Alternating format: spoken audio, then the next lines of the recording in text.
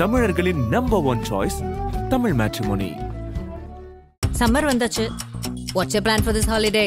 எங்க கிட்ட விட்டுருங்க, நாங்க பாத்துக்கிறோம். GT Holidays. GT Holidays, South India's #1 travel brand.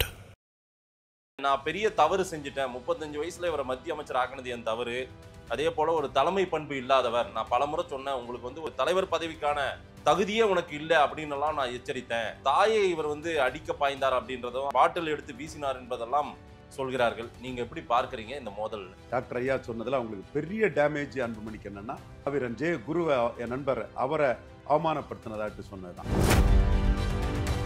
Ramadoss என்ன எதிர்பார்க்காருன்னா, அப்சல்யூட் ஃப்ரீடம். நான் தான் பாமக பதவி இல்லாமலே பால் தாக்கரை மாதிரி நான் நடத்துவேன், அதுக்கு எல்லாரும் நீங்க ஏத்துக்கணும். அதுதான் அமித்ஷா வரும்போது அந்த சேர்ல இவரும் அன்புமணி ஒரு சேர்ல இருந்துருவாரோங்கிற ஒரு அச்சம் டாக்டர் ராமதாஸ் கிட்ட இருந்து. இந்த லகான் வந்து ஐயா ராமதாஸ் அவர்கள் கிட்ட தான் இருந்த மாதிரி தெரியுது. அது சமீபத்திய சில மாதங்களாகவே அவர் கையில இல்லைன்றதுனாலதான் நடந்த எல்லாவற்றையும் கொட்டி தீர்த்து விட்டாரா? அது அவர் பேசுறத வச்சு பார்க்கும்போது கண்ட்ரோல் இல்லாம அவரா போகணும்னு எல்லாத்துக்கும் முடிவெடுத்துட்டாரு. அவராவே இந்த கட்சியை இயக்க ஆரம்பிச்சிட்டாரு அப்படின்ற துணியில தான் அவர் சொல்றாரு. பார்க்கும்போது யூ ஆர் கரெக்ட். வில் பவரும் உழைப்பும் இன்றைக்கும் அவருக்கு இருக்குன்னு நீங்க நினைக்கிறீங்களா? கண்டிப்பா இன்றைக்கும் ராமதாஸுக்கு இருக்குது, தெளிவா தான் இருக்குது. அவர் அன்புமணி அப்படி நினைக்கலையோ? அன்புமணி நினைக்கல. அன்புமணி வந்து அவர் ஒதுங்கணும், என்னமோ நம்ம கையில எல்லாத்தையும் விட்டுட்டு போகணுங்கிறத நினைக்கிறாப்ல. டாக்டர் என்ன நினைக்கிறாருன்னா, நம்மளை கண்டு மிரண்டு போய் நம்ம இல்லைன்னா தோத்து போவோம்னா தான் நமக்கு சீட்டு தருவான். இறக்கப்பட்டு பாவப்பட்டாலும் இவனு சீட்டு தர மாட்டான். பழைய பெருங்காய டப்பா வாசனைக்கு சீட்டு தர மாட்டான். இன்னைக்குள்ள நிலைமைக்கு நாம இல்லைன்னா அவனுக்கு சிக்கல் வரும்னு எந்த ஒரு தலைவனு நினைச்சாதான் நமக்கு சீட்டு தருவான். ஆனாலும் ஒரு விமர்சனம் அவர் மேல ஃப்ளோருக்கு சரியா போறதில்ல, ஒரு அட்டண்டன்ஸ் கொஞ்சம் பின்னாடி இருக்காரு அப்படின்ற விமர்சனத்தை எல்லாம் வைக்கிறாங்கல்ல. அவர் ராஜ்யசபா பிரியர். ஒருவேளை அன்புமணி ராமதாஸ் அவர்கள் ராஜ்யசபா கிடைத்தால் தன்னுடைய மனைவி திருமிகு சௌமியா அவங்களுக்கு ஏதானும் ஆஃபர் பண்ணணும்னு நினைக்கிறாரோ? ஒருவேளை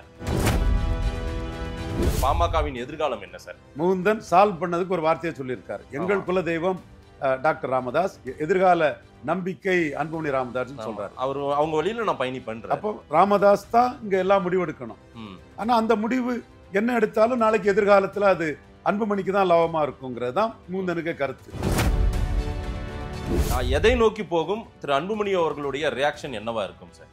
பரமசிவன் பார்வதி மாதிரி தான் சேர்ந்து தான் இயங்க முடியும். சரி, சிவன் பெரிதா சக்தி பெரிதா கதை தான். சிவனும் சக்தியும் சேர்ந்து இருந்தாதான் பாமகவுக்கும் பலம், வன்னியர் சமூக அரசியலுக்கும் பலம்.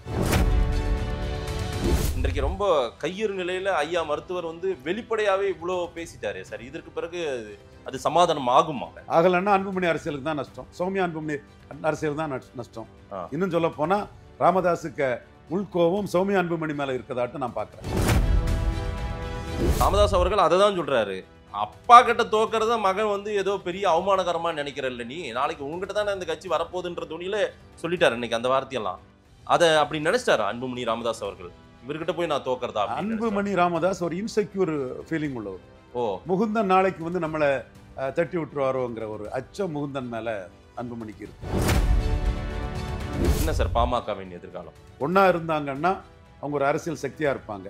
அந்த ஒற்றுமை நீங்கிச்சுன்னா தொடர் தோல்வியில இருக்கக்கூடிய ஒரு கட்சி பிளவுபட்டா கூட்டணி அரசியல் அதுக்கு மரியாதை இருக்காது. அது ஒரு பெரிய ஒரு வீழ்ச்சியை பாட்டாளி கட்சியை கொடுக்கும். அதன் தமிழர்களுக்கு வணக்கம். பல்வேறு துறைகளில் ஆக சிறந்த ஆளுமைகளை சந்தித்து நாம் நேர்காணல் எடுத்து வருகிறோம். அந்த வகையில் மீண்டும் நம்மோடு இணைந்திருக்கிறார் அரசியல் திறனாய்வாளர் திரு ரவீந்திரன் துரைசாமி அவர்கள். அவரிடம் கேட்பதற்கு நிறைய இருக்கின்ற வாரங்களோடுமே கேட்போம். வணக்கம் திரு ரவீந்திரன் துரைசாமி சார். வணக்கம் மதேஷ், எப்படி இருக்கீங்க? நல்லா இருக்கும் மதேஷ் சார். நம்ம பேசிட்டு இருக்கிற இந்த நேரம் மருத்துவர் ஐயா ராமதாஸ் அவர்களுடைய பத்திரிகையாளர் சந்திப்பு நடந்து கொண்டிருக்கிறது. கிட்டத்தட்ட 1 மணி நேரத்திற்கும் கிட்ட அந்த பத்திரிகையாளர் சந்திப்பு தொடர்ந்து கொண்டிருக்கிறது. பகிரங்கமாகவே அன்புமணி ராமதாஸ் குறித்தான பல்வேறு விஷயங்களை வெடித்திருக்கிறார். அவங்களுடைய மோதல் ரொம்ப வெளிப்படையாகவே தெரிய ஆரம்பித்திருக்கிறது சார். ரொம்ப வருத்தத்திலும் வேதனையிலும் ஐயா ராமதாஸ் அவர்கள் பேசுவது பார்க்க முடிகிறது. சில இடங்கள்ல அவர் கண்கலங்கி பேசுவதையெல்லாம் பார்க்க முடிகிறது. எப்படி பார்க்குறீங்க? இதுல வந்து நான் பெரிய தவறு செஞ்சுட்டேன், 35 வயசுல இவரை மத்திய அமைச்சர் ஆக்கினது என் தவறு. அதே போல ஒரு தலைமை பண்பு இல்லாதவர். நான் பலமுறை சொன்னேன், உங்களுக்கு வந்து ஒரு தலைவர் பதவிக்கான அந்த தகுதியே உனக்கு இல்லை அப்படின்னு எல்லாம் நான் எச்சரித்தேன். அதே போல அவருடைய தாயை இவர் வந்து அடிக்க பாய்ந்தார் அப்படின்றதும் பாட்டில் எடுத்து வீசினார் என்பதெல்லாம் சொல்கிறார்கள். நீங்க எப்படி பார்க்கறீங்க இந்த மோதல்? தாயை பாட்டில் எடுத்து வீச பார்த்தாருங்கிறது, மைக்கை தூக்கி போட்டது மைக்கை முகத்தில் அடித்ததுன்னு சொல்கிறது, தமிழ்குமரன் மணியண்ணனுக்கு பையன் அந்த லைக்காவில் இருக்கார்ல அந்த தம்பி, பெண்ணகரத்தில் பாமகவின் மானத்தை காப்பாற்றின ஒரு ஸ்டார் கேண்டிடேட்டாக நின்று அவரை புதுச்சேரியில் பொதுக்குழுக்கு வரக்கூடாதுன்னு சொன்னது, இது எல்லாத்த விட அந்த சமூக மக்கள் இளைஞர்களில் டாக்டர் ஐயா சொன்னதில் அவங்களுக்கு பெரிய டேமேஜ் அன்புமணிக்கு என்னென்னா, மாவீரன் ஜே குருவை என் நண்பர் அவரை அவமானப்படுத்தினதாட்டு சொன்னது தான். இன்னைக்கு வந்து குரு வந்து இன்னைக்கு அவருக்கு நினைவு தினம் 25ஆம் தேதின்னு நினைக்கிறேன். சென்னை சரி தமிழ்நாடு ஃபுல்லாக பல இடங்களில் அன்னதானங்கள் அது இதுன்னு அந்த சமூக இளைஞர்களும் அந்த சமூக மக்களும் பசும்பொன் ஐயா முத்துராமலிங்க தேவர் 63 மறைந்தவர், அந்த மறவர் பகுதியிலையும் பிரமலைக்கல்லர் பகுதியிலையும் அரசியல் பண்ணவர், கள்ளர் அகமுடையார் ஒட்டுமொத்த முக்குலத்தோர் மத்தியில் எப்படி ஒரு ஐக்காநாட்டு ஐயா பசும்பொன்னார் உருவானாரோ அதே மாதிரி மக்கள் மத்தியில் அந்த ஒவ்வொரு தெருக்கள்லையும் வன்னியர் இளைஞர்களுடைய இடத்துல ஜெயகுரு வந்து பெரிய ஒரு ஐக்கானா உருவாயிட்டு இருக்கிறாரு. குருவை இவர் அவமானப்படுத்தினாருங்கிற இதை வந்து டாக்டர் அதை நான் வருத்தப்பட்டேன்னு சொன்னது ஓப்பனாக சொன்னதும் அன்புமணியோட அந்த மக்கள் மத்தியிலே அன்புமணிக்கு இந்த தேர்தல் களத்தில் சென்றால் பாதிக்கக்கூடிய அளவுக்கு ஒரு பெரிய டேமேஜ். இந்த அளவுக்கு டாக்டர் ராமதாஸ் அந்த டேமேஜ் அன்புமணிக்கு பண்ணுறாருன்னா, அன்புமணி நான் என்ன தப்பு செய்தேன் என்ன இது பண்ணிட்டாங்கன்னு கேட்கும்போது அதை வந்து இன்டைரக்டா நீக்கினதுக்கு அதிகாரம் உண்டு, நீக்கினதை நான் ஒத்துக்கிட்டேங்கிற மாதிரி ஒரு தோற்றத்தை கொடுத்து ஒரு காம்ப்ரமைஸ் ஆயிரும்னு நான் நினைச்சேன். ஐயாவுக்கு தான் அதிகாரம் இருக்கு, என்ன நீக்கினது தப்பு தான் நான் ஏத்துக்கிறேன்னு நினைச்சேன். அவரு நான் என்ன தப்பு செய்தேன்னு சொல்லி ராமதாஸ் நடவடிக்கை தவறுன்னு கொஸ்டின் பண்றத ராமதாஸால ஏத்துக்க முடியல. சரி, ராமதாஸ் என்ன எதிர்பார்க்காருன்னா அப்சல்யூட் ஃப்ரீடம், நான் தான் பாமக பதவி இல்லாமலே பால் தாக்கரே மாதிரி நான் நடத்துவேன், அதுக்கு எல்லாரும் நீங்க ஏத்துக்கணும், அதுதான். அதே பதவி இல்லாமலே பால் தாக்கரே மாதிரி நடத்துவேன்ங்கிற லெவல்ல இருந்த டாக்டர் ஐயா நான் தான் தலைவர்னு ஏன் சொன்னாருன்னா, அவருக்கு என்ன ஓட்டம் அமித்ஷா வரும்போது அந்த சேர்ல இவரும் அன்புமணியும் ஒரு சேர்ல இருந்துருவாரோங்கிற ஒரு அச்சம், என்ன பிளான் பண்ணியிருந்தாங்க உண்மையில அது இருந்தா இல்லையான்னு நமக்கு தெரியாது, ஆனா போய் உட்கார்ந்துருவாரோங்கிற அச்சம் டாக்டர் ராமதாஸ் கிட்ட இருந்து. இல்ல சார், இது கண்ட்ரோல் இதுவரையிலும் அந்த லகான் வந்து ஐயா ராமதாஸ் அவர்கள் கிட்ட தான் இருந்த மாதிரி தெரியுது. அது சமீபத்திய சில மாதங்களாகவே அவர் கையில இல்லைன்றதுனாலதான் நடந்த எல்லாவற்றையும் கொட்டி தீர்த்து விட்டாரா? அது அவர் பேசுறதை வச்சு பார்க்கும்போது கண்ட்ரோல் இல்லாம அவரா போகணும்னு எல்லாத்துக்கும் முடிவெடுத்துட்டாரு, அவராவே இந்த கட்சியை இயக்க ஆரம்பிச்சிட்டாரு அப்படின்ற துணியில தான் அவர் சொல்றாரு பார்க்கும்போது. You are correct. அந்த கண்ட்ரோல் முழுமையா தன்கிட்ட இருக்கணும்னு அவர் எதிர்பார்க்காரு. அது அந்த அளவுக்கு பதவி இல்லாம ஆளுமை செய்தவர், எந்த பதவி எம்எல்ஏ ஆகணும் எம்பி ஆகணும் மந்திரி ஆகணும்லாம் அவர் நினைக்கல. அந்த ஹெல்த் மினிஸ்டர் பதவி அவர் ஆயிருக்க முடியாதா? அன்புமணி கொடுத்த ராஜ்யசபா அவருக்கு கொடுத்துருக்க மாட்டாங்களா? ஆக்சுவலா அவர் எனக்கு ப்ராமிஸ் பண்ண ராஜ்யசபா அது வேற. இது அது வந்து புறையும் டெலிபரேட்டா குற்றம் சொல்லவும் முடியாது. 98 நான் அந்த அலையன்ஸை கலைஞர் காலி பண்ண நினைக்கும் போது நான் பண்ணி விட்டேன். 5 சீட்டு ஜெயலலிதா அம்மையார் கொடுக்கக்கூடிய இடத்துல அது சில ஆர்குமெண்ட்ஸை வச்சு சோஷியல் போல்ட்ஸு மூக்கையா தேவர் கான்ட்ரிபியூட் பண்ண மாதிரி, குமரி ஆனந்தன் எம்ஜிஆருக்கு 60 தொகுதியில் நாடார் ஓட்டுகளை கான்ட்ரிபியூட் பண்ணி எம்ஜிஆர் ஆட்சிக்கு வர்றது குமரி ஆனந்தன் 80ல் காரணமாக இருந்த மாதிரி, முதலமைச்சர் ராஜாஜி பிராமணர்கள் வாக்க மிகப்பெரிய அளவில் 67 அண்ணாவுக்கு கான்ட்ரிபியூட் பண்ண மாதிரி பாட்டாளி மக்கள் கட்சி பெரிய அளவு கான்ட்ரிபியூட் பண்ணோம். நீங்கள் எடுத்த ஓட்டை வச்சு மதிமுகவோட குறைச்சி மதிப்பிடாண்டான்னு நாம் ஆர்கியூ பண்ணி அந்த கூட்டணியை உருவாக்கி கலைஞர் என்ன கடுமையாக திட்டுனதெல்லாம் தெரிஞ்ச விஷயம்தான். அப்போ அவர் 4+1 5 சீட்டு தந்து 5+1 6 5 சீட்டு தந்து 4 சீட்டு தரக்கூடிய இடத்துல 5 ஆட்டாக்கி மதிமுகவோட பெரிய இடத்துக்குள்ள வச்சாங்க. அதை உடனே ராமதாஸ் அதை எதிர்பார்க்கல. அப்போ அவர் எனக்கு நார்த் மெட்ராஸ் எம்பி டிக்கெட் தரேன் 30 லட்ச ரூபா செலவழிக்கணும்னு சொன்னார். அது டெலிபரேட்டா மறுத்தாருன்னு சொல்ல முடியாது, தாரன்னு தான் சொன்னார். நான் தான் சொன்னேன் நார்த் மெட்ராஸ் ஜெயிக்காது, கட்சிக்கு வரக்கூடிய முதல் ராஜ்யசபாவை தந்துருங்கன்னு. அப்போ நம்ம கட்சிக்கு ராஜ்யசபா வருமானு கேட்டார். இல்லையா, வர வைக்க என்னால் முடியும், நம்ம ஜெயித்தா தானே அதுக்கப்புறம் நம்மகிட்ட வருவாங்கங்கிறத சொன்னேன். தாரன் ரவி, ஜாதி பின்புலருக்கு கட்சியை காப்பாற்றிருக்கிற 4 சீட்டு 5 ஆட்டு ஆக்கி தந்திருக்கிற, அல்லது கலைஞரை ஒரு சொல்லி கட்சியை அழிச்சிருப்பாரு, நீ தான் காப்பாற்றினலாம் சொன்னார். ஸோ இது வந்து இன்னைக்கு வரலாற்று நிகழ்வு, அதை நான் பதிவு பண்ணுறேன். அவரு இந்த இடத்துக்குள்ள இருந்து ஆரம்பிக்கல, 35 வயசுல அவனை மந்திரி ஆக்குன அந்த இடத்துக்குள்ள இருந்து ஆரம்பிக்கிறாரு. உண்மை, அன்புமணி வந்து இந்த வன்னியர் இதெல்லாம் வந்து எதுக்கு வேஸ்ட்டு, இந்த ப்ரொக்ரெசிவ் காலகட்டத்தில் ஜாதியாவது ஒண்ணாதுங்கிற எண்ணமோட்டம் கொண்டவராக தான் இருந்தார். சரி, பட் அவர் உள்ள வந்ததுனால தான் இந்த கட்சி வந்து 2016 அவரை முன்னிறுத்தி மாற்றம் முன்னேற்றம் அன்புமணின்னு சொல்லி ஆரம்பத்தில் எடுத்த வன்னியர் ஓட்டை எடுத்து அடுத்த 10 வருஷத்துக்கு ஒரு போல் சாட்டு போகுது. நீங்க அந்த இடத்துக்குள்ள டாக்டரோட குற்றச்சாட்டை வந்து முழுமையா ஏற்றுக்கொள்ள முடியாது. அன்புமணி வெற்றி பெறலனாலும் கூட 2016 அவரை ப்ரொஜெக்ட் பண்ணி பழைய 89-91 வாக்க வன்னியர்கள் மத்தியில் 5 எடுத்தாங்க. அன்னைக்கு 6 எடுத்தாங்கன்னு அன்னைக்கு தேவேந்திரகுல வேளாளர்கள் பெரிய லெவலில் இருந்தாங்க. இமானுவேல் சேகரன், தியாகி இமானுவேல் சேகரன் மாவட்டம், ராமநாதபுரத்து மாவட்டத்துக்கு இமானுவேல் தேவேந்திரன் மாவட்டம் வைக்கணும்னு நான் தான் அறிக்கை கொடுத்தேன். சுந்தர்லிங்கம் போக்குவரத்து கழகம்னு சொல்லும்போது நான் தான் சுந்தர்லிங்க குடும்ப பேரில் வைக்கணும், குடும்பங்கிறது வைக்கலன்னா நாளைக்கு சுந்தர்லிங்கம் யாருங்கிறதுலே பிரச்சனை வரும்ல அறிக்கை கொடுத்தேன். அந்த பிரச்சனைகளில் வந்து கலைஞர் எல்லா பேரையுமே எடுத்துட்டார், அதை எடுத்துட்டார். பட் தேவேந்திரகுல வேளாளர் எழுச்சிக்கு டாக்டர் ராமதாஸ் ஆரம்பத்தில் பெரிய ஒரு உந்து சக்தியாக இருந்தாங்க. இந்த தேவேந்திரகுல வேளாளர் எழுச்சியில் பள்ளர்பள்ளி ஒற்றுமை எழுச்சி மாநாடு, ஒருதாய் மக்கள் மாநாடு, ஜான் பாண்டியன் அதில் கலந்துக்கிட்டாரு, நான் கலந்துக்கிட்டேன். இது பாய்மொழி பண்டார வண்டியனும் சுந்தர்லிங்க குடும்பனும் அவர் பாரடி இவர் மாதிரி இருக்காரு, இவர் பாரடி அவர் மாதிரி இருக்கான்னு ஒருதாய் மக்களுங்கிறத டாக்டர் ராமதாஸ் கொடுத்து அந்த மக்களுக்கு பெரிய பெரிய சோசியல் எலிவேஷனை கொடுத்து அன்னைக்கு ஓபிசியில் இருந்த வன்னியர்கள் ஷெட்யூல் காஸ்ட் பட்டியலில் அன்னைக்கு இருந்த தேவேந்திரகுல வேளாளரும் ஒருதாய் மக்களுங்கிற போது அந்த இளைஞர்கள் வந்து யாரும் நம்மளை சகோதரா எடுக்கல, ராமதாசன் எடுத்தாங்கன்னா பெரிய எழுச்சியை கொடுத்தாங்க. அதில் வந்த ஓட்டு 2016 வரல. வன்னியர் ஓட்டு ஏற்கனவே வந்த ஓட்டு அன்புமணி லீடர்ஷிப்பில் எடுத்துட்டாப்புல. ஸோ அன்புமணி அந்த பழைய ஓட்டை எடுத்து கொடுத்ததுல அன்புமணிக்கு ஒரு பங்களிப்பு இருக்குங்கிறத நம்ம மறந்துட்டு பேச முடியாது. சரி, அவுட்ரைட்டா அவருக்கு அவர் கட்சிக்கு மைனஸ்ங்கிற மாதிரி எல்லாம் பேச முடியாது. லீடர்ஷிப் குவாலிட்டிங்கிறதுல என்னன்னா அவருக்கு ஒரு இன்செக்யூரிட்டி இருந்திருக்கலாம். என்ன மாதிரி சார்? என்ன மாதிரினா குருவுக்கு கைத்தட்டல் அதிகம். ஆமா, அப்போ குருவால தன்னோட லீடர்ஷிப்புக்கு நாளைக்கு பிரச்சனைன்னு வந்திருக்கலாம். வேல்முருகன் அவரால் பிரச்சனைன்னு வந்திருக்கலாம். என்னால வந்து அவருக்கு பிரச்சனை வரல, ராமதாஸே முடிவு பண்ணிட்டார் ராஜ்யசபாவை அவருக்கு தான் கொடுக்கணும்னு. மேலும் நான் நாடாருங்கிறதுனால அங்க அந்த லீடர்ஷிப் போட்டிக்குள்ள இல்லை.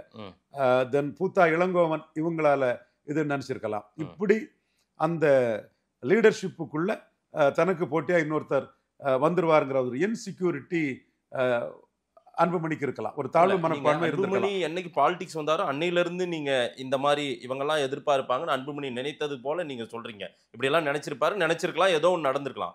அவரை தலைவராக்கியதும் ஐயா ராமதாஸ் அவர்கள் தானே. அதற்கு பிறகாக நடந்ததை வச்சு தானே இப்போ இந்த 1 மணி நேர பத்திரிகையாளர் சந்திப்பே அவர் சொல்றதை பார்த்தா இப்போ சமீப கால நடவடிக்கை லேட்டஸ்ட் நிகழ்வுகளை வச்சு தான் சொல்றாரு. ஆமா, அவர் என்ன நினைக்கிறாருன்னா பார்கெனிங்கிறது மயிலே மேலே யாரும் வந்து இறக்கப்பட்டோ மெர்சிலோ தர்றதில்ல, நாம அசைக்க முடியாத சக்தி, அதை நிரூபிச்சாதான் இந்த பார்கெனிங்க்கு முன்னே அவர் நினைக்கிறாரு. அப்ப அதுக்கு நம்ம வைப்ரண்டா கட்சியை வச்சிருக்கணும், தனிச்சு போட்டியிடறதுக்கே தயாரா இருக்கணும்.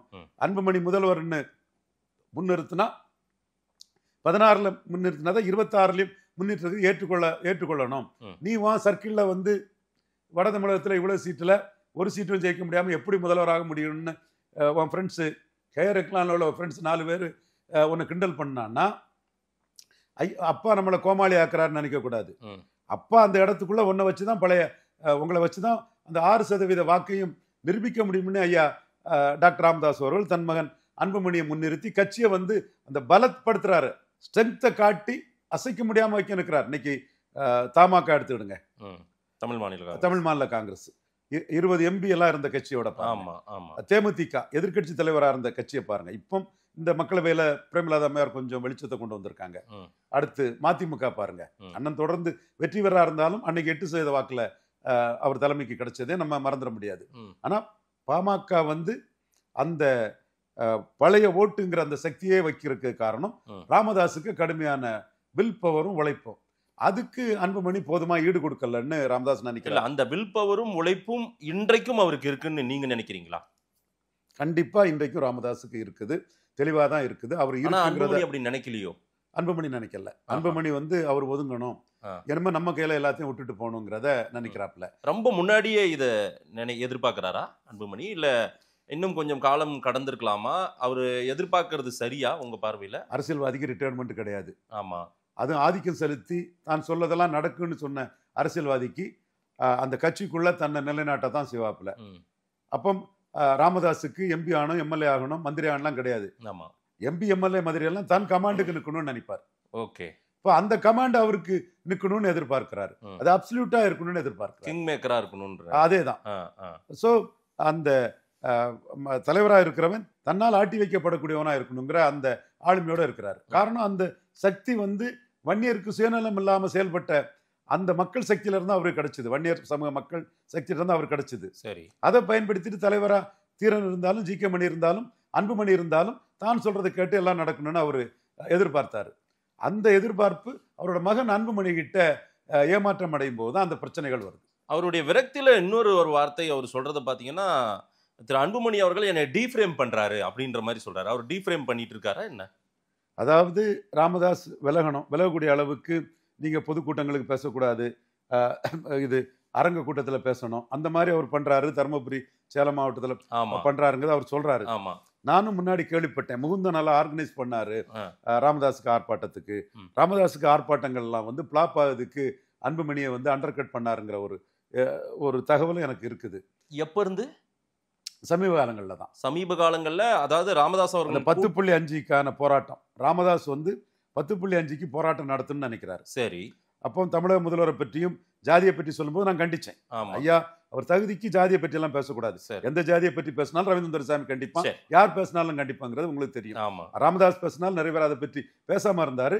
தமிழக முதல்வர் அதை நமக்கு சிம்பதி தானே கொடுக்கும், பிற சமூகங்கள் மத்தியில் நமக்கு அது சிம்பதி தானே கொடுக்கும்னு முதல்வர் அதை பற்றி இது பண்ணல. சரியா, அவரு மூத்தவர் பேசிட்டாரு, நமக்கு சிம்பதி தான் கொடுக்கணும், அவர் அதை விட்டுட்டார். இப்ப அன்பு தம்பி ஸ்டாலின் வேற இப்போ சொல்றாரு அந்த போராட்டத்தை முன்னெடுக்கணும்னு டாக்டர் ஐயா நினைச்சார். சரி, அந்த போராட்டத்தை முன்னெடுக்கிறதுக்கு அன்புமணி தயார் இல்லை. அப்ப டாக்டர் என்ன நினைக்கிறாருன்னா, நம்மளை கண்டு மிரண்டு போய் நாம இல்லைன்னா தோத்து போவோம்னா தான் நமக்கு சீட்டு தருவான். இறக்கப்பட்டு பாவப்பட்டாலும் இவனு சீட்டு தர மாட்டான். பழைய பெருங்காய டப்பா வாசனைக்கு சீட்டு தர மாட்டான். இன்னைக்குள்ள நிலைமைக்கு நாம இல்லைன்னா அவனுக்கு சிக்கல் வரும்னு எந்த ஒரு தலைவனு நினைச்சாதான் நமக்கு சீட்டு தருவாப்புல. ஆனா அன்புமணி அவர்கள் இப்பவும் நமக்கு ஹோல்டு இருக்கு, நம்ம இல்லாம யாரும் கூட்டணி வைக்க மாட்டாங்கன்ற எண்ணத்துல இருக்காரோ. அதுலதான் வந்து கடுமையா ஓவர் எஸ்டிமேட் பண்ணி ஏமாந்துடக்கூடாது. அந்த ஓவர் எஸ்டிமேட் பண்ணாலும் அந்த எஸ்டிமேஷனுக்கு தக்கன உழைப்பு இருக்கணும், எதுக்கும் தயாரா இருக்கணுங்கிறது டாக்டர் ராமதாஸுக்கு இது. ஏன்னா இன்னைக்கு மு.க. ஸ்டாலினுக்கு பாமக தேவையில்லை. கலைஞர் மாதிரி மிரண்டு அரசியல் பண்ணக்கூடியவர் இல்லை. உண்மைங்க, டாக்டர் ராமதாஸ்ன்னா குருவுக்கு அதிரடின்னா, வன்னியர் சமூகத்தின் எழுச்சின்னா முத்தமிழறிஞர் கலைஞர் மிரள்வார். உண்மை, மிரண்டிருக்கார். சரி, நானே மிரளாதீங்கன்னு சொல்லி சில இடங்கள்ல மிரண்டுட்டாரு. சில இடங்கள்ல அதையும் காட்டி விஜயகாந்த காட்டி இதோட பெரிய மிரட்சிக்கு காரணமான சக்தின்னு சொல்லும் போதுதான் அவரு 2009 ஒரு டிசிஷன் எடுத்தாரு முத்தமிழறிஞர் கலைஞர். அவரை வந்து அண்ணாவே தோக்கும்போது வெற்றி பெற்ற சாதனையாளருங்கிறது நான் தான் சொல்லியிருக்கேன். இதுவும் உண்மைங்கிறனால தான் நான் பதிவு பண்றேன். ஆனா ஸ்டாலின் ஒரு முதலமைச்சர் இருக்க மகனாட்டு இவரு டாக்டர் ஐயாவை டீல் பண்ணது ரொம்ப லாபமா டீல் பண்ணாரு.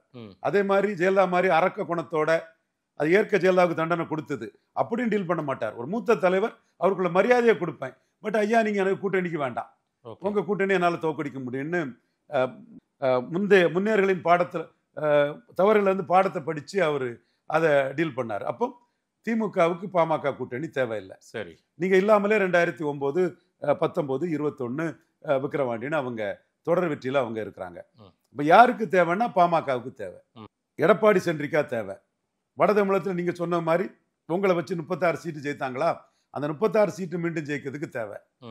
அப்போ பாமக வந்து அதிமுகவுக்கு தேவைன்னு சொல்லும் போது நீங்க அதிமுகவும் பாஜகவும் சேர்ந்த பிறகு தனித்து போட்டியிடவுக்கும் நாங்க தயங்க மாட்டோம்னு அன்புமணி பேசுறாரு. இப்ப பேசுறாரு. ஐயாவுக்கு என்ன ஓட்ட இத முதல்ல நீங்க தயார் பண்ணி தனிச்சு போட்டியிடறதுக்கு இல்ல. அப்பந்தான் எடப்பாடி மனசுல ஒருவேளை தனிச்சு போட்டுடுவாங்களோ, ஓகே, ஒரு எடப்பாடியிலே ஒரு வன்னியர் எழுச்சி வந்துருமோ, இது நமக்கு நல்லது இல்லல்ல.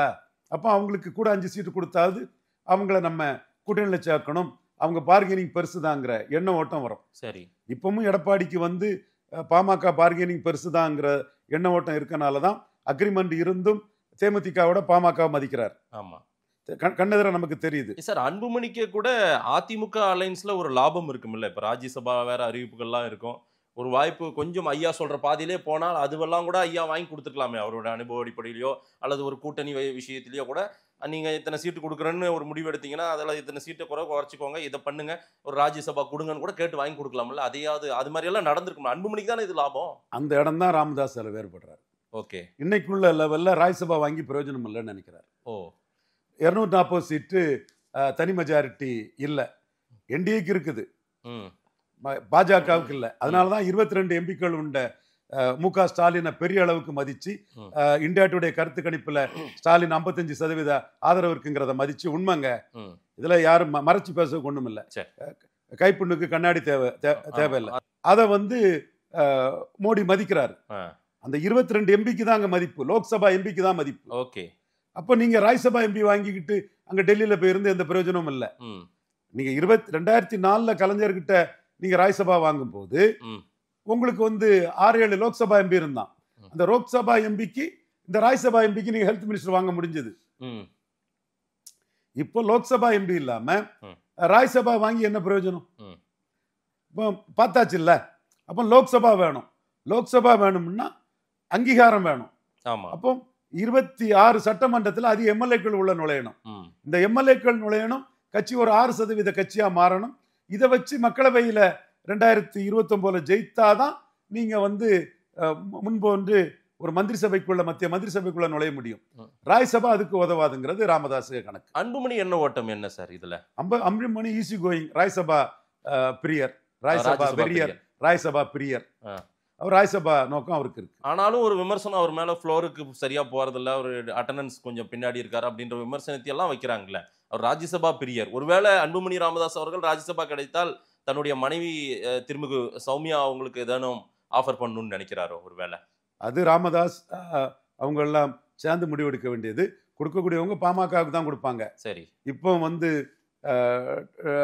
எடப்பாடி பழனிசாமி கூட ராஜ்யசபா ராமதாஸ் கையில கொடுத்து அவர் அன்புமணி அனௌன்ஸ் பண்ணுவாருன்னா எடப்பாடிக்கு மகிழ்ச்சி தான். இனி நடக்குமா இதெல்லாம்? நடக்காது. என்ன சார், வெர்டிகல் ஸ்பிளிட் மாதிரி ஆயிப்போச்சா பாமக? அப்படிதான் அதை நோக்கி போதா, இல்ல உங்க பார்வையில இதெல்லாம் எல்லாம் சமரசம் ஆயிடுவாங்களா? என்ன இது பிரச்சனை டிசம்பர்ல தொடங்குனதுன்னு நினைக்கிறேன். எனக்கு தெரிஞ்சு முகுந்தன் பெயரை என்னைக்கு அறிவிச்சாங்களோ, முகுந்தனே இப்ப நம்ம பேசிட்டு இருக்க நேரம் ராஜினாமா பண்ணிட்டாரு. S, right. முகுந்தன் பேர் அறிவிப்புல இருந்தே, முகுந்தனை உள்ள கொண்டு வரன்ற சொன்னதுல இருந்தே இந்த பிரச்சனை வெடிச்சிட்டு இருக்கு சார். அது டிசம்பர்ல தொடங்குனது எனக்கு தெரிஞ்சு இப்போ பிரச்சனை பெருசா புதாகரமா இருக்கிறது. இது சால்வ் ஆயிடுமா அல்லது வேற ஏதேனும் பிரச்சனைகள்? பாமகவின் எதிர்காலம் என்ன சார்? முகுந்தன் சால்வ் பண்ணதுக்கு ஒரு வார்த்தையை சொல்லியிருக்காரு. எங்கள் குலதெய்வம் டாக்டர் ராமதாஸ், எதிர்கால நம்பிக்கை அன்புமணி ராமதாஸ் சொல்றாரு. அவங்க வழியில நான் பயணி பண்றேன். அப்போ ராமதாஸ் தான் இங்க எல்லாம் முடிவு எடுக்கணும். ஆனா அந்த முடிவு என்ன எடுத்தாலும் நாளைக்கு எதிர்காலத்துல அது அன்புமணிக்கு தான் லாபமா இருக்குங்கிறது தான் முகுந்தனுக்கு கருத்து. சரி, அன்புமணிக்கு நான் போட்டியாளர் இல்ல, அன்புமணியை நான் கவுக்க வந்தவம் இல்லைங்கிறத முகுந்தன் அதை சொல்லி நான் என் பதவியை விடறதுக்கு தயாரா இருக்குங்கிறத ஒரு விட்டுட்டார், ராஜினாமா பண்ணிட்டாரு. ஷ்ரூடு மூவ் அவர் பண்ணிட்டாரு. அதை அக்செப்ட் பண்ணணும் ஐயா மருத்துவர். இப்போ என்ன இஷ்யூன்னா, கட்சி நிர்வாகிகள் எதிர்கால பாமக அன்புமணிங்கிறதுனால 80% மேல அன்புமணி கிட்ட தான் இருக்கிறாங்க. ஓகே, தொண்டர்களும் வாக்காளர்களும் டாக்டர் ஐயா கிட்ட தான் இருக்கிறாங்க. ஸோ அப்போ இன்னைக்கு கூட்டணி பேரவண்ணி வந்துன்னா, ஏற்கனவே தோல்வி அடைஞ்ச கட்சி, இன்னும் சொல்ல போனா யாருமே பார்க்காத ஒரு உண்மை, டாக்டர் ஐயாவும் அந்த தோல்விக்கு ஒரு காரணம் தான்.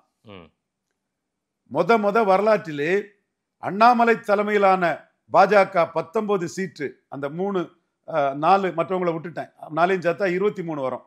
அந்த 23 இண்டிவிஜுவல் லீடர்ஸ், ஏசி சண்முகம், ஜான் பாண்டியன், பாரிவேந்தர், தேவநாதன் யாதவ், அந்த 4 தள்ளிக்கிட்டு 19 தாமரை நிற்கும் போது 10 மாம்பழம் தாங்கிற ஒரு டீல் பாமக 2026 அண்ணாமலையின் மிகப்பெரிய ஆளுமை, அண்ணாமலையோட செல்வாக்குல 24 அவங்க செய்தாங்க.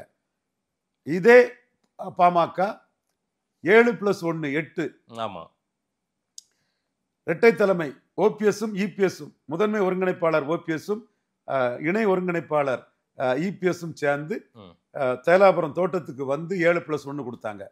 அப்போ பாஜகவுக்கு கிடைச்சது வெறும் 5, +1 எல்லாம் கிடையாது. 8, 5 இருந்த அந்த தன்மை 19, 10ங்கிற அளவுக்கு குறைஞ்சு போச்சு. இது பாஜகவின் பெரிய வீழ்ச்சி. அது பாமக அன்புமணி காரணமா, டாக்டர் ராமதாஸ் காரணமாங்கிறலாம் பட்டிமன்றம் வச்சுக்கலாம். ஆனா 19 தாமரை நிற்கும் போது 10 மாம்பழத்துக்கு போயிருக்க கூடாது. சரி, அதற்கு காரணம் பாட்டாளி மக்கள் கட்சியோட அந்த ஆஃபர் அதிமுக சைட்ல இருந்து பெருசா இருந்திருக்காதுங்கிற ஒரு சந்தேகமும் எனக்கு இருக்குது. என்றாலும் வில் பவரோட டாக்டர் ராமதாஸ் நின்று இருப்பாருன்னா 13-16ங்கிற அளவுக்காவது போயிருக்கலாம். இன்னும் 3 சீட்டாவது கூடுதலை வாங்கியிருக்கலாம். சரி, அதுதான் ராமதாஸுக்கு வந்து இன்னைக்கு அந்த 10 சீட்டு அதுவும் பாஜகவோட பாதி வாங்கினது தான் அவருக்கு வேதனை. அதை வெளிப்படுத்தியிருக்காரு. ரைட். எதை நோக்கி போகும் திரு அன்புமணி அவர்களுடைய ரியாக்ஷன் என்னவா இருக்கும் சார்? அதாவது இது வந்து பரமசிவன் பார்வதி மாதிரி தான், சேர்ந்து தான் இயங்க முடியும். சரி, சிவன் பெரிதா சக்தி பெரிதா கதை தான். சிவனும் சக்தியும் சேர்ந்து இருந்தால் தான் பாமகவுக்கும் பலம், வன்னியர் சமூக அரசியலுக்கும் பலம். அதனால கட்சிக்கு வெளியே இருக்கக்கூடிய வன்னியர் தலைவர்களே 2 பேரும் சேர்ந்து இருக்கணும்னு தான் ஆசைப்படுவாங்க. சரி, இன்னைக்கு துரைமுருகன் ஒரு பொதுச் செயலாளராக வர்றானாலும் சரி, திண்டிவனம் வெங்கட்ராமன் ஒரு மத்திய அமைச்சரானாலும் சரி, 8 வன்னியர்களை ஜெயலலிதா ப்ரோ வன்னியர் பண்ணதுக்கு கேண்டிடேட் போடுறானாலும் சரி, டாக்டர் ராமதாஸ் தான் முக்கிய காரணம். நானே ஜெயலலிதா அம்மையார்கிட்ட அதை ரெப்ரசன்ட் பண்ணும்போது ஏகே மூர்த்திக்கு பதிலாக வன்னியரை விட்டுருந்தா ஜெயித்திருக்கோம், நீங்க திருநாக்கரசு முதலியாரை விட்டு தோத்துட்டீங்க, என்டி சண்முகத்துக்கு பதிலாக வெள்ளூர்ல, இது செங்கல்பட்டுல முகமது ஆசிப் முஸ்லீமை விட்டு தோத்துட்டீங்க, அதில் வன்னியரை விட்டா ஜெயித்திருக்கலாங்கிற ஒரு சஜஷனை சொன்ன பிறகுதான் பிராமண வன்னியருக்கு எல்லாம் மற்ற ஜாதிகளை ஏற்றுக்கிடுவாங்க, வன்னியருக்கு மற்ற ஜாதிகள் போட மாட்டாங்கன்னு வன்னியர்னு 8 வன்னியரை எம்பி டிக்கெட்டை 2014 ஜெயலலிதா அம்மையார் கொடுத்தாங்கன்னா அது வந்து டாக்டர் ராமதாஸ் அரசியல் ரீதியா ப்ரோ வன்னியருங்கிறத எதிர்கொள்றதுக்கு தான் கொடுத்தாங்க. அப்ப கட்சிக்கு வெளியே இருக்கக்கூடிய வன்னியர்கள், அரசியல் கட்சியில முக்கியத்துவம் பெற்ற வன்னியர்கள், பாமகங்கிற ஒரு ஃபோர்ஸ் நம்மகிட்ட இருக்கிறனால தான் இந்த முக்கியத்துவங்கிறத அவங்க உணர்றாங்க. சரி, இன்னும் சொல்ல போனா 98ஆம் ஆண்டு end justifies the means ADMK PMK அலையன்ஸை நாம உருவாக்கி வச்ச பிறகுதான் ஒரு அலையன்ஸ்ல பாமக இருந்தா இன்னொரு அலையன்ஸ் வன்னியர்களை வச்சு அந்த அலையன்ஸை எதிர்கொண்டாங்க. அதுவரை வன்னியர்களை வந்து இந்த அரசியல் முக்கியத்துவம் இல்லாம தான் இருந்தது. ஸோ அந்த அரசியல் முக்கியத்துவம் பாமக நிலைத்தாதான் வன்னியர்களுக்கும் அது நிலைக்கும். ஸோ மாற்றுக் கட்சி வன்னியர்களும் இதில் சமாதானம் பண்ணி வைக்கிறதுக்கு முயற்சி பண்ணுவாங்க. ஏன்னா அவங்களோட அரசியல் முக்கியத்துவம் இதில் இருக்குது. இல்லை, அது ஒரு 5 மாசமா நிறைய சின்னதாக நடந்து அமைதி ஒரு பக்கம் அமைதியாக இருக்கும்போது அதை சரி செய்ய பல வாய்ப்புகளை ஏற்படுத்தினார்கள், பல முயற்சிகள் நடந்ததில்லை. அந்த முயற்சியிலே இது நடக்காத ஒன்று. இன்றைக்கு ரொம்ப கையிறு நிலையில் ஐயா மருத்துவர் வந்து வெளிப்படையாகவே இவ்வளோ பேசிட்டாரே சார், இதற்கு பிறகு அது சமாதானம் ஆகுமா? ஆகணும்ன்றது உங்களுடைய பார்வையும் வெகுஜன மக்களின் பார்வையும் அதுவாக தான் இருக்கும். ஆனா ஆகுமான்னு நான் கேட்கிறேன். ஆகலன்னா அன்புமணி அரசியலுக்கு தான் நஷ்டம், சௌமியா அன்புமணி அரசியல் தான் நஷ்டம். இன்னும் சொல்ல போனா ராமதாஸுக்கு உள்கோவம் சௌமியா அன்புமணி மேல இருக்கதாட்டும் நான் பாக்குறேன், மருமகள் மேல இருக்கதாட்டும் பாக்குறேன். இல்ல சார், நீங்க கூட கடந்த முறையே சொன்னீங்க கொஞ்சம் அன்புமணி பொறுமை காக்க வேண்டும் அப்படின்னு. ஐயா ராமதாஸ் அவர்கள் அதை தான் சொல்றாரு. அப்பா கிட்ட தோக்கிறத மகன் வந்து ஏதோ பெரிய அவமானகரமா நினைக்கிறல்ல, நீ நாளைக்கு உங்ககிட்ட தானே இந்த கட்சி வரப்போகுதுன்ற துணியில சொல்லிட்டாரு இன்னைக்கு அந்த வார்த்தையெல்லாம். அதை அப்படி நினைச்சிட்டாரு அன்புமணி ராமதாஸ் அவர்கள், இவர்கிட்ட போய் நான் தோக்கிறதா? அன்புமணி ராமதாஸ் ஒரு இன்செக்யூர் ஃபீலிங் உள்ளவர். இன்செக்யூர் ஃபீலிங்னா முகுந்தன் நாளைக்கு வந்து நம்மளை தட்டி விட்டுருவாரோங்கிற ஒரு அச்சம் முகுந்தன் மேல அன்புமணிக்கு இருக்குது. ரைட், இதுதான் இங்க பிரச்சனை. ஆனா இந்த முகுந்தன் ரோல் வந்து இப்ப ராஜினாமா செய்யறவர் ஏன் இத்தனை நாட்கள் அமைதியா இருந்துட்டு இன்னைக்கு எல்லாம் பொதுவெளிக்கு எல்லாத்தையும் ஐயா சொன்னதுக்கு பிறகு இப்ப ராஜினாமா பண்றாரு? இப்பதான் நோ பாயிண்ட் ஆஃப் ரிட்டர்ன், என்ன ரேப்ரோச் பண்றதுக்கே கஷ்டம்னு சொல்லும் போது தன்னால இந்த விளைவுகள் எல்லாமே வந்து வன்னியர் இளைஞர்களும் வன்னியர் சமூக அந்த வெல்விஷர்ஸும் வந்து கோவப்படக்கூடாதுன்னு சொல்லும் போது நான் குறுக்க நிக்கலன்னு அவர் ரொம்ப ஒரு ஸ்ரூடு பொலிட்டிஷனோட ஒரு ப்ரூடன்ட் டிசிஷனை முகுந்தன் அந்த இடத்துல எடுத்திருக்கிறார். ரைட். என்ன சார் பாமகவின் எதிர்காலம்? ஒன்னா இருந்தாங்கன்னா அவங்க ஒரு அரசியல் சக்தியா இருப்பாங்க. அந்த ஒற்றுமை நீங்கிச்சுன்னா தொடர் தோல்வியில இருக்கக்கூடிய ஒரு கட்சி பிளவுபட்டா கூட்டணி அரசியல் அதுக்கு மரியாதை இருக்காது. அது அப்படியே மெல்ல அதோடைய அடையாளத்தை இழந்து 10-11ங்கிற ஒரு தன்மைக்குள்ள ஆயிரும். அது ஒரு பெரிய ஒரு வீழ்ச்சியை பாட்டாளி மகிழ்ச்சியை கொடுக்கும். அதை தவிர்க்கணும்னா இரட்டை குழல் துப்பாக்கியாட்டு ராமதாஸும் அன்புமணியும் இணைந்து செயல்படுறதுதான் நல்லது. அந்த முடிவு எடுக்கக்கூடிய அதிகாரத்தை ராமதாஸ் கையில கொடுக்கறது தான் நல்லது. உடைந்த கண்ணாடியை இனி ஒட்ட வைக்க முடியுமா? ஐயா ராமதாஸ் அவர்களும் ஒரு வார்த்தை சொல்றாரு, ஆள் உயர கண்ணாடியை உடைத்தவரே அன்புமணி ராமதாஸ் தான் அப்படின்லாம் சொல்றாரு. உடைஞ்ச கண்ணாடி ஒட்ட வைக்க முடியாதுங்கிறதும் ஒரு இதுதான்.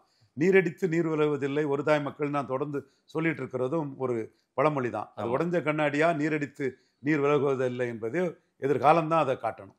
தொண்டர்கள் என்ன முடிவெடுப்பாங்க, வன்னியர் சமூகத்தினர் என்ன முடிவெடுப்பாங்க, ஐயா மருத்துவர் ராமதாஸ் பக்கம் நிக்கலாமா, அன்புமணி ராமதாஸ் பக்கம் நிக்கலாமா அப்படின்னு ஒரு குழப்ப நிலையில ஒரு கூட்டம் இருக்கும். நிச்சயமா அவங்க என்ன முடிவு எடுப்பாங்க, எப்படி இருக்கு அந்த கூட்டத்தின் மனநிலை இப்ப என்னவா இருக்கும் சார்? விரக்தியிலும் மன வருத்தத்திலும் தொடர் தோல்வியிலும் அவங்க இருக்கிறாங்க. அதுல சந்தேகமே இல்லை.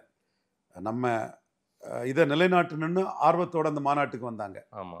ஆனா நடக்கிற சம்பவங்கள் எதிர்காலமே ஒரு கேள்விக்குறிங்கிற எண்ண ஓட்டம் வருது. இரண்டாம் கட்ட தலைவர்களும் நம்பிக்கையோட இருந்தவங்க இப்போ அவங்களுக்கு ஒரு டிசப்பாயின்மெண்ட், ஒரு ஏமாற்றம் அவங்களுக்கு கிடைச்சிருக்குது. அதே வேளையில அரசியல் களம்ங்கிறது சாதாரணமானதில்லை. Politics high risk business. அந்த இடத்துக்குள்ளதான் ஒரு ஹை ரிஸ்க் பிசினஸ்ல டாக்டர் ராமதாஸ் எந்த இடத்திலும் மன வலிமை இழக்காதவர். இந்த இடத்துல செல்ஃப் ரியலைசேஷனோட நான் ஒன்று சொல்ல கடமைப்பட்டிருக்கேன். 2009ஆம் ஆண்டு என்னுடைய அதிரடி அரசியல்ல அவரே சொல்லுவார், ஈஸ்வரமூர்த்தின்னு ரொம்ப நேர்மையான ஒரு காவல்துறை அதிகாரி, வெரி ஆனஸ்ட், கொங்கு வேளாளர் சமுதாயத்தை சேர்ந்தவர், அந்த சமுதாயத்துக்கே பெருமை. அவரு கிட்ட சொல்லுவது, உங்க ஃப்ரெண்டு தானங்க, சொல்லக்கூடாதா? என் எதிரி எவன் உண்டோ அவங்கிட்ட போய் காத்து கடந்து எனக்கு எதிராக ஏதாவது என்ன டேமேஜ் பண்ணும்னு சொல்றான். இதனால ஒரு எம்பி ஆனானா எம்எல்ஏ ஆனவனா, நல்லவன் தான், நேர்மையானவன் தான், ஆனா இப்படி எனக்கு எதிராக பண்ணிட்டு இருக்கானா எந்த ஒரு லாபமும் இல்லாமன்னு ஈஸ்வரமூர்த்தி சார்கிட்ட டாக்டர் ஐயா சொல்றது வழக்கம். அந்த அதிரடி அரசியலுக்குள்ள நான் 2009 அவருக்கு எதிராக நான் பண்ண அந்த அரசியலுக்குள்ள அவர் என்ன ஒரு தப்பான விஷயத்த சொல்லிட்டாருன்னா, மன வலிமை இழந்து நானும் காங்கிரஸும் டிசைடிங் ஃபேக்டர், காங்கிரஸ் இருக்க அணியில நாங்க இருப்போம்னு தன் பலத்தை நம்பாம காங்கிரஸ் பலத்தை நம்பி ஒரு ஸ்ட்ராட்டஜிக்கல் பிளண்டரை டாக்டர் ஐயா ஒரு வரலாற்று பிழைய மன வலிமை இழந்து அதில் செய்துட்டாரு. கலைஞர் என்ன பண்ணாரு, 10 சீட்டு கொடுத்த காங்கிரஸுக்கு 16 சீட்டை கொடுத்துக்கிட்டு ராமதாஸுக்கு சீட்டு கொடுக்காம திருமாவளவனுக்கு 2 சீட்டு கொடுத்துட்டு காங்கிரஸ் பிளஸ் திருமாவளவன் ஒரு தேரியை உருவாக்கிட்டார். அந்த காங்கிரஸ் பிளஸ் திருமாவளவன் டாக்டர் ஐயாவை அவ்வளவு தொகுதியிலையும் அடிச்சிட்டு. ஸோ காங்கிரஸ்னா கிறிஸ்டின் முஸ்லீம் கன்சால்டேஷன், திருமாவளவனா பரையர் கன்சால்டேஷன். சரி, இப்ப இதை விட சேஃபர் காங்கிரஸ் பிளஸ் பாமக தான். ஆனா காங்கிரஸ் பிளஸ் பாமக காஸ்ட்லி, திருமாவளவனுக்கு 2 போதும், பாமகவுக்கு 5-6 கொடுக்கணும். சரி. அப்ப இந்த ஸ்ட்ராட்டஜியை கலைஞர் எடுத்து டாக்டர் ராமதாஸை தோக்கடிச்சிட்டாரு. அந்த தோல்வி தான் இன்னைக்கும் டாக்டர் ராமதாஸ் வெற்றி பாதைக்கு போக முடியாத அளவுக்கு இருக்குது. அதுல அவரு நீங்க அடிக்கடி சொல்றது குறைஞ்ச சீட்டு நிறைஞ்ச லாபம். எஸ், அதுல அவர் மன வலிமை இழக்காம பாமக தான் அங்க டிசைடிங் ஃபேக்டர்னு இருக்கணும். காங்கிரஸ் பிளஸ் பாமகன்னு நம்ம டேட்டாக்களை கொடுத்து கலைஞர்கிட்ட நம்ம ஆர்கியூ பண்ண அதிரடி, அது ஊடகத்துல வந்தது, இன்டெலிஜென்ஸ் அவர்கிட்ட சொன்னதுல காங்கிரஸ் கூட இருந்தாதான் தப்ப முடியும்னு காங்கிரஸ் இன்க்ளூசிவ் அலையன்ஸ் தான் இங்க டிசைடிங்னு அவரு சொன்னதுல அவர் 2009 தோல்வியை தழுவிட்டாரு. இது வரலாறு. வரலாறு நம்ம உண்மை, நேர்மை, மனிதனுக்கு மனிதனும் சாதிச்சதை நம்ம கிளைம் பண்றதுல தப்பு இல்லை. மற்றபடி இன்னைக்கு அவரு முழு மன வலிமையோட தான் இருக்கிறாரு.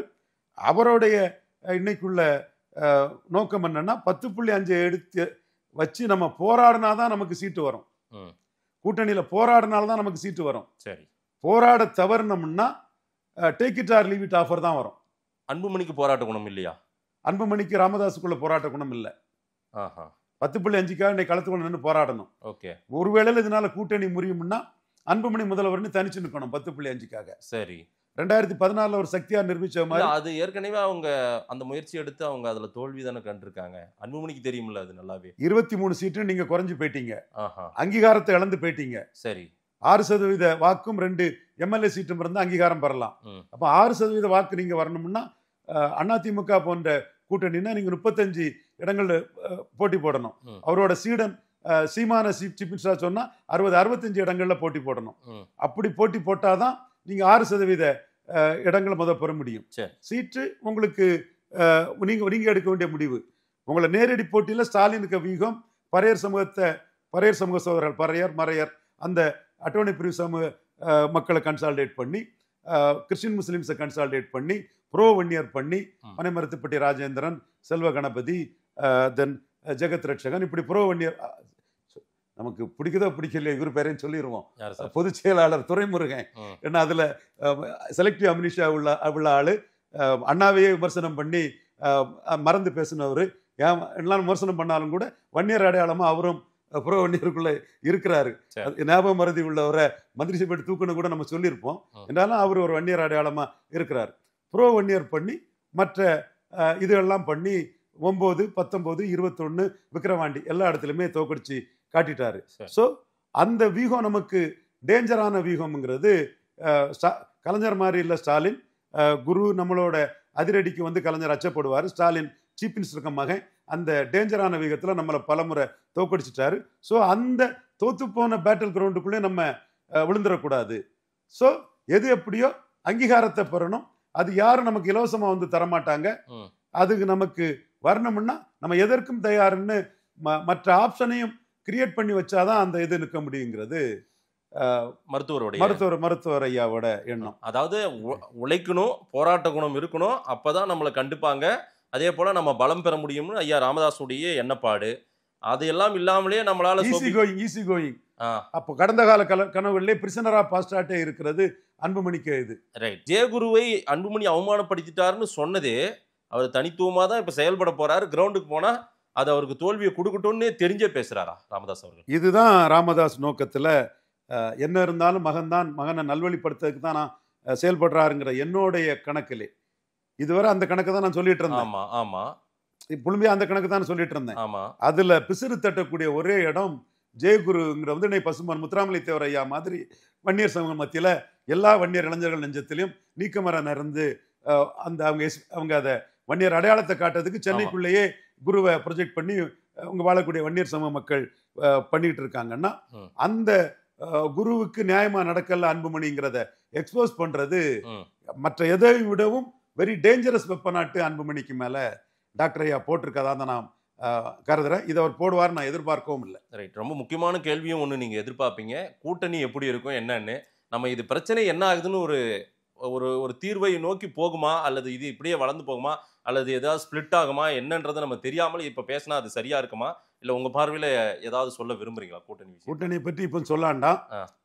டாக்டர் ராமதாஸ் வில் பவரோட கூட்டணி முடிவு பண்ணணும்னு ஆசைப்படுறாரு. சரி. அந்த வில் பவர்ல நம்ம கிட்ட மாற்று ஏற்பாடு இருந்தாதான் நம்மளை வேணும்னு நினைக்கிறோம், நமக்கு உரிய மரியாதை கொடுத்து நமக்கு தருவான்னு எதிர்பார்க்கிறார். ரைட். அந்த மாற்று ஏற்பாட்டுக்காக இன்னைக்கு வந்து சீமான் 214 தனித்து போட்டி எல்லாம் சொல்லிக்கிட்டு அவர் வேட்பாளர் போட ஆரம்பிச்சிட்டாரு. டைம்ஸ் ஆஃப் இந்தியா பேட்டியிலே போயிட்டு இருக்கிறாரு. ஆமா. ஆனா தன்னோட அரசியல் குருவான டாக்டர் ஐயா மதிச்சு ஒரே ஒரு அரசியல் கட்சி மாநாட்டை கடுமையா பாராட்டி கொடுத்தது சீமான் தான். சீமான மாநாட்டுக்கு அழைச்சாரு டாக்டர் ஐயா. ஒரு இமேஜினரி அல்லது ஒரு த்ரெட்டனிங் ஆப்ஷன் ஆட்டு கூட டாக்டர் ராமதாஸ் வந்து சீமான எடப்பாடி கிட்ட பேரம் பேசுறதுக்கு வைக்கலாம். இது badly spot in the mind of Edappadi Palaniswami. Okay. மற்ற இதை நாம சொன்னோம்னா ரவீந்திர துரைசாமி நாடாரு, ஐயா வந்து இன்னொரு நாடார சொல்லிடுவாருன்னு சொல்லிட்டு இருக்காங்கன்னு விவரம் புரியாதவங்க சொல்லுவாங்க. சரி. அந்த இடத்துக்குள்ள இந்த alliance game battle is fought in the mind of Edappadi Palaniswami. அப்ப எடப்பாடி பழனிசாமி மைண்டுக்குள்ள அந்த போராட்டத்தை நடத்தணும்னா என் சிஷ்யன் தமிழன், நான் தமிழன்னு சொல்லி அவன் பின்னாடி நின்றுக்குவேன், நான் எனக்கு வேண்டிய சீட்டை எடுத்துக்கிட்டு உன்னை சீஃப் மினிஸ்டரா சொல்றப்பான்னா சரி ஐயான்னு என்கிட்ட வந்து நிற்பான் அவன். அந்த தோற்றத்தை எடப்பாடி கிட்ட கொடுத்தாதான் இவர் நினைக்கிற நம்பர் சீட்டுகளையும் இவர் நினைக்கிற சீட்டுகளையும் எடப்பாடி கிட்ட பெற முடியும். இது வரைக்கும் அன்புமணிக்காக தன்னுடைய அரசியலை வந்து தவறா செஞ்சுட்டேன் அப்படின்ற ஒரு வார்த்தையெல்லாம் பதிவிட்டார். அன்புமணிக்காக தான் எல்லாமே செஞ்சிருந்தாரு. இப்போ அந்த பாதையிலிருந்து இப்படி திரும்பி சீமான் பக்கம் திரும்புவாருன்ற மாதிரி உங்க பார்வை இருக்குது. அது எந்த அளவுக்கு அது நடக்கும் அல்லது அது நடக்குமா உள்ளிட்ட பல விஷயங்களை நம்ம பொறுத்திருந்து பார்க்கலாம் சார். நேரில் வந்து நேரம் கொடுத்து பேசும் நன்றி ஆர்டி சார். நன்றி மதேஷ்.